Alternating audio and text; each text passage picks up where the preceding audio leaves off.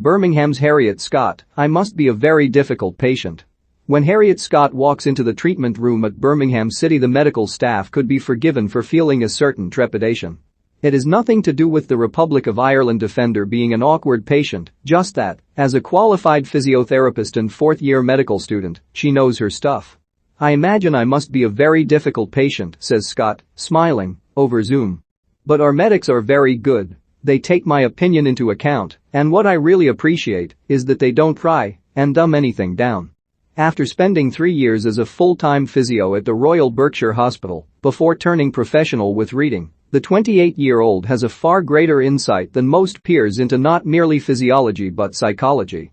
When you get on the front line and have that interaction with patients, the human psychology is really interesting, she says. I learned a lot about life at the Royal Berkshire. The switch to a professional footballer's rather more leisurely lifestyle proved such a culture shock that, on joining Birmingham, Scott started studying for a degree in medicine at Keele University. I had a period of a year when I only did football, she says. In some ways it was great, but in the afternoons and evenings I felt quite restless. I needed to be doing something else. I knew I wasn't developing myself. Dual careers are definitely something we should be encouraging women footballers to pursue. That's something I feel strongly about. Having worked part-time as a physio with Wales women, Scott is acutely aware that playing careers can be fragile. Unlike their leading male counterparts, even the highest-profile women earn insufficient money to retire in their mid-30s.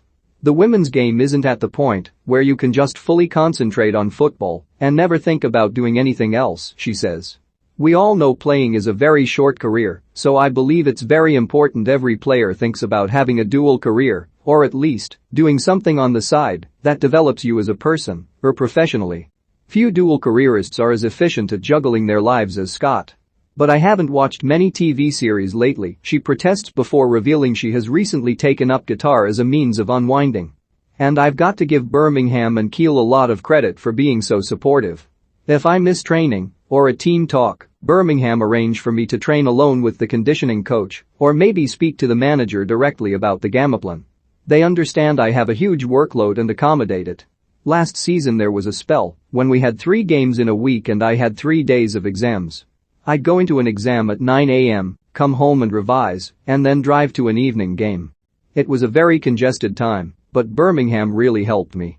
In return, teammates feel free to seek medical advice. I've had a few players unsure about getting vaccinated against COVID asking for my opinion. There's so much misinformation out there, online especially, it's really hard for some people to decide. As a medical student I'm grateful to be triple vaccinated, I've just had my booster. I had no doubts. It will protect me and those around me. But it's everybody's individual choice. Collectivism reigned at Birmingham last spring when long-festering complaints about playing and training conditions, inadequate infrastructure and sometimes less than generous remuneration resulted in the relegation-threatened first-team squad writing an open letter to directors demanding change. Creditably, the board listened, and Birmingham now share St Andrews with the men's team. Having St Andrews as our home is very important, says Scott. It's such a big historic stadium. We've had a few issues with pitches in the past, but now we're playing on a lovely pitch every home game.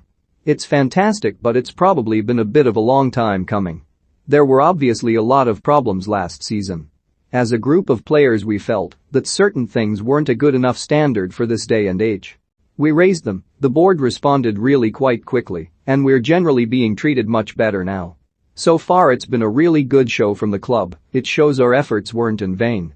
It helps that Birmingham's manager, the former Scotland, Aberdeen, Borussia Dortmund and FC Twente striker Scott Booth, spent nearly 2 decades at the top. Since succeeding Carla Ward in the summer, Scott's been really good at getting things improved for us, says Scott. His experience of playing at the top level raises the bar completely. He knows what things should be like. He's very good at fighting for us, which is exactly what you want in a manager. The Football Association of Ireland has also come up trumps.